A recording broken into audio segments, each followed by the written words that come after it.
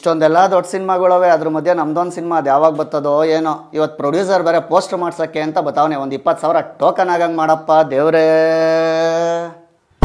Sir ಬನ್ನಿ sir. Good morning sir.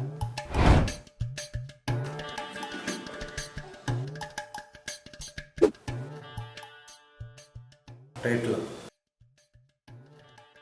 Poster ನಂದೊಂದು cinema ಆಗಿತ್ತು ಸರ್, ಕಾಣದ ಕಣ್ಣು ಗ್ಲಾಸ್ ಹಾಕೊಂಡು ನೋಡು ಅಂತ. ಅದಕ್ಕೆ ಟೈಟಲ್ ಮತ್ತೆ ಪೋಸ್ಟರ್ ಒಬ್ಬನೇ ಮಾಡಿದ್ದ. ನಿಮ್ಗಾದ್ರೆ ಒಂದು 60,000 ಮಾಡ್ತಾನೆ, ನನಗೊಂದು 80,000 ಮಾಡ್ತಾನೆ ಸರ್. ಯಾಕಯ್ಯ? ನಾನೊಂದು 20,000 ಸಾಲ ಕೊಡ್ತೀನಿ. ಏಯ್ ಅವನ 60 ರೂಪಾಯಿ ಹಾಕೋಯ್ತೆ ಪೋಸ್ಟರ್ ಮಾಡ್ಸೋಕ್ಕೆ? ನಾನು ಇಲ್ವಾ ಇಲ್ಲಿ ಸರ್? ನಾನು ಆಲ್ರೆಡಿ ರೆಡಿ ಮಾಡಿದ್ದೀನಿ ನೋಡಿ ಸರ್. ಸರ್ ಇಷ್ಟೊತ್ತಲ್ಲ ಅದನ್ನ ನೋಡ್ತೀರಾ?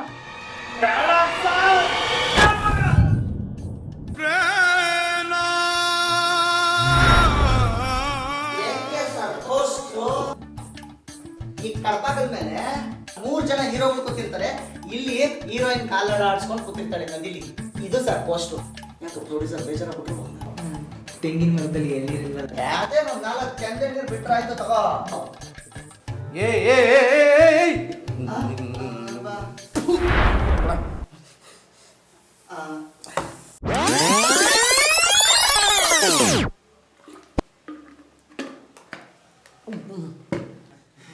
ಸರ್ ನೀವು ಯಾಕೆ ತಲೆ ಕೆಡಿಸ್ಕೊತೀರಾ? ಇರಿ, ಇದರಲ್ಲಿ ಬ್ಯಾಕ್ ಗ್ರೌಂಡ್ ಫುಲ್ಲು ಚೇಂಜ್ ಮಾಡ್ಬಿಡೋದು, ಹೀರೋನ ಕಲ್ ಮೇಲೆ ನಿಲ್ಲಿಸ್ಬಿಡೋದು, ಹಿಂದೆ ಒಂದು ಹಳ್ಳಿ ಮರ, 4 ಕೈ ಹಂಚಿನ ಮನೆ. ಹೆಂಗೆ ಸೂಪರ್ ಅಲ್ವಾ? ಇಷ್ಟ ಆಗಲಿ, ಓಕೆ ಬಿಡಿ. ನಮ್ಮ ಹೊಟ್ಟೆ ಎಷ್ಟು ಉರ್ಸ್ತಾವ್ರೋ ಆ ಭಗವತ್ನ ನೋಡಿದ್ರೆ ಸರು ನಾಷ್ಟ ಮಾಡಬೇಕು. ಖಾಲಿ ಹಾಡೇ ಬೇಕಾದ್ರೆ ಪೋಸ್ಟರ್ ಮಾಡ್ತೀನ್ರ, ನಿಮಗ್ ಮಾತ್ರ ಪೋಸ್ಟರ್ ಮಾಡಕ್ ಕೊಡಲ್ಲ ಕಣ್ರ.